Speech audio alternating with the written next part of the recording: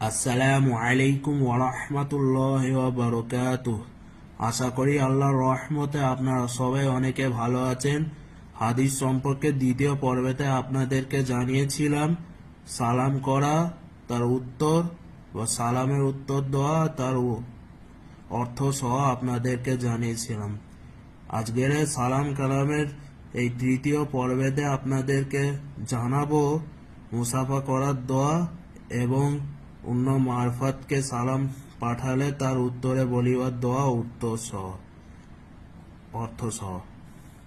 চলুন জেনে নেওয়া যাক। মুসাফা করার দোয়া। ইগফিরুল্লাহু লানা ওয়া লাকুম, অর্থ আল্লাহ আমাদিগকে ও আপনাদিগকে ক্ষমা করুন। অন্যের মারফতকে সালাম পাঠালে তার উত্তরে বলিবার দোয়া। ওয়া আলাইকা ওয়া আলাইহিস সালাম, অর্থ আপনার ওপর ও তাহার ওপর শান্তি নাজিল হোক। সাদাকাল্লাহুল আযীম।